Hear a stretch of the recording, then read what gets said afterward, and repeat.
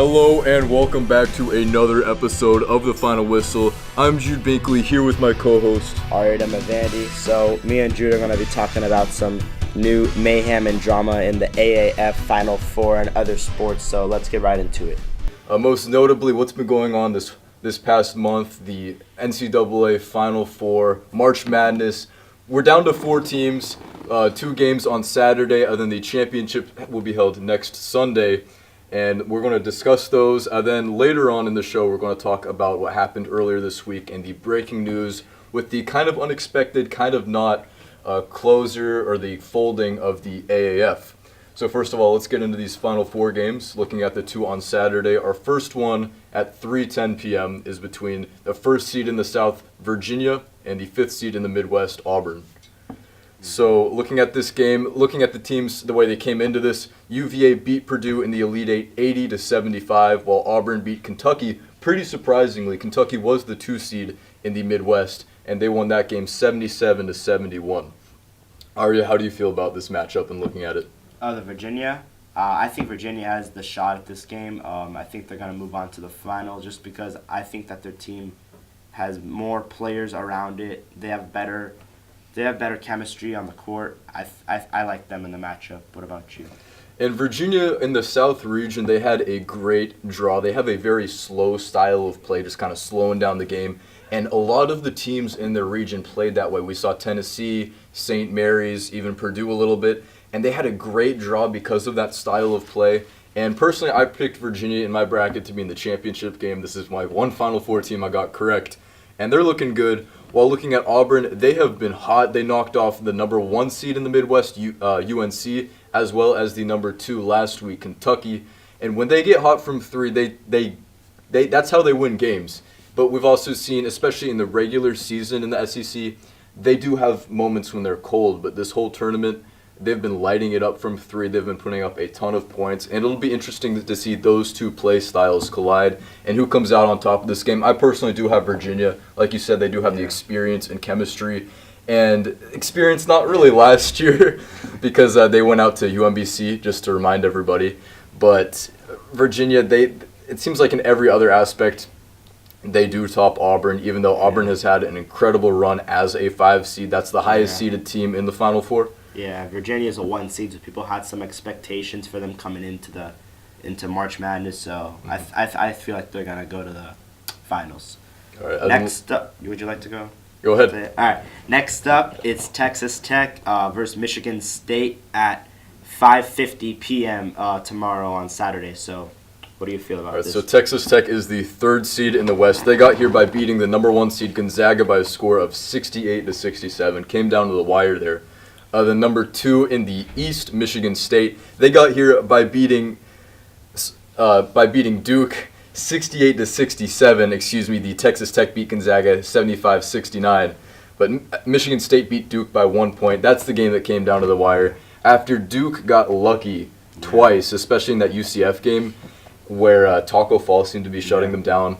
But Duke, a lot of close calls, and they finally fall to Michigan State. And I picked Duke to win it all. So did the majority of the world. Yeah. And if there was one coach that could beat Coach K, it's for sure Tom Izzo with Michigan State. He's got the experience. He's an incredible coach in the sport. And also another factor that I think played into Michigan State's huge win last week is that Duke has a lot of young players who didn't really have the experience, while Michigan State felt more like a complete team. And for that reason, even though I didn't expect it, they are very deserving of being here in the Final Four, and they beat everyone's favorite. Who, like I said, the majority of Americans thought, I think 43% picked Duke to win this, including me. I don't think all the blame should go on RJ Barrett's missed free throw also in that game. I think it was just a whole mishandle on Duke's side of the ball. Mm-hmm. They had chances to win the game. They just didn't take advantage of it, and ultimately they lost the game. So I don't really feel too bad for them, but obviously it sucks losing in March Madness. 1 game, you're out. Then looking at the team from the West in this matchup, number 3, Texas Tech, they have the best defense in the nation, which is how they held Michigan to 44 points in the Sweet 16. Michigan was a team I had in the Final Four. They've been playing well. They've been able to really lock down the ball, and Gonzaga was a great team, even though I know some people weren't super high on them after they lost to St. Mary's, but they were still a 1 seed.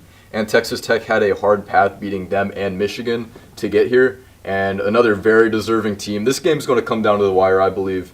But because Tom Izzo and what he brings to the team on the court and his experience and what he's able to relay to his players, I think Michigan State wins this, and we'll see a Virginia versus Michigan State matchup in our championship. So next, we like to shift gears to the AAF new drama going on. AAF stopped, as many of you guys already know. So the tradings from AAF to NFL are now open if people like to trade back.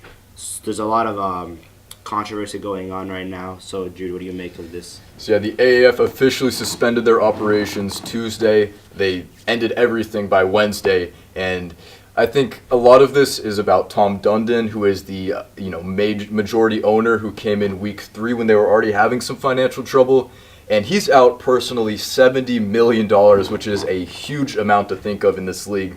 And really the AAF fell apart heavily because they really relied on coming to a deal with the NFL Players Association, which they were unable to do. We did see them work out some deals with the NFL, such as the TV listing on the NFL Network, which did look good for the league. But really, they had hype.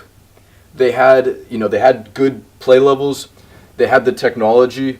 But it's crazy to think that even just 7 weeks into this, 54 days of operations, they fell apart. And this makes me think, what's going to go on with Vince McMahon and the XFL, which is going to start next year. He's had experience. The AAF had a year to come together, and we saw this just fail. They can't even finish out the season. Vince McMahon's giving himself a second year to work things out, and we'll see if that bodes any better for him with the experience and with more money and with a little bit more hype. But I think it's going to be interesting to see if there is room for an NFL developmental league, because every other major sport in this country has something like that. We have the minor leagues in baseball, we have the G League, we've got smaller soccer leagues, but nothing like that for the NFL, unless of course you count college. That's why I like the whole idea of the AAF. Like, I watched some of the games too. It's pretty.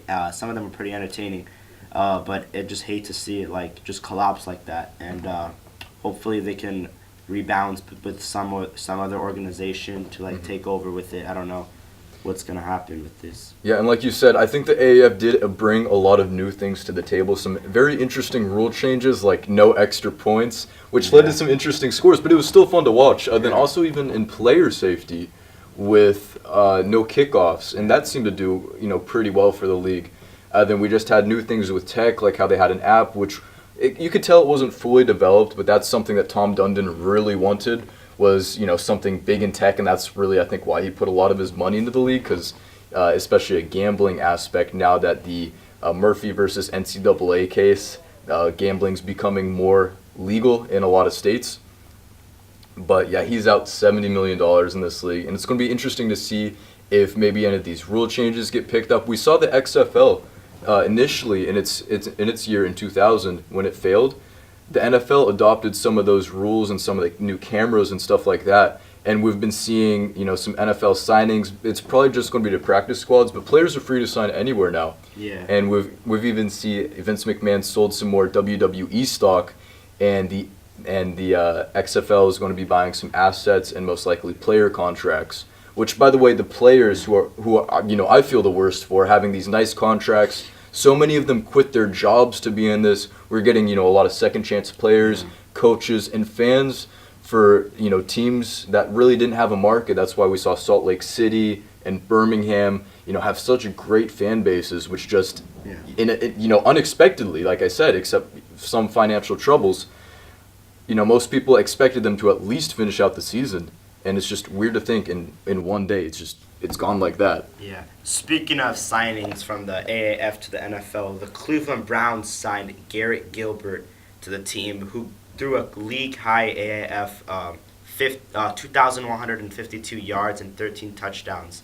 So they probably felt that they had a second chance. They probably wanted him to maybe sit back and as a backup quarterback for Baker Mayfield. I can see that they're trying to take the AAF into consideration with the NFL, trying to bring some old players that maybe didn't play good when they were in the NFL, bring them back. Maybe they had some more talent to show for themselves. So I like this idea. And I think another second chance, or should I say like fourth chance player, is Johnny Manziel, because he joined the San Antonio team and played a game after coming out of the CFL. He was kind of kicked out for having talks with the AAF. And he's been someone that everyone has been constantly watching, from being a college star to what happened in the NFL with the Browns, getting kicked off, kind of going into hiding for a little bit before going up to Canada to play football there for a little bit. And he joins the AAF, and the next week they're gone. So he's just kind of that personality that a lot of people have been following, but so many other players too. We've seen Trent Richardson, Luis Perez. This team, this league had big names, and decent talent, and it'll be interesting to see if any of that does evolve into having second chance careers in the National Football League. Yeah, I agree with him. I like the second chance idea. Like I said, it really gives the players more to play for, knowing that they have a chance in the NFL when instead of just playing for the fun of it, they actually like have some competitive value in the sport. So I like that a lot with the AAF. Also, a lot of things that went, we know that the stuff didn't go right in the corporation of the AAF. They had a lot of bad chemistry going on in the building. So that probably also led to why things didn't go the way they wanted it. Yeah, and I think with that and with that depressing news of the AF, but like I said, hopefully a second chance for an NFL developmental league with the XFL and Vince McMahon putting so much money into it. I think that'll conclude this week's episode of The Final Whistle. Thank you all for tuning into this live version of it. Hopefully we plan on doing this again, and we will see you all next week. So.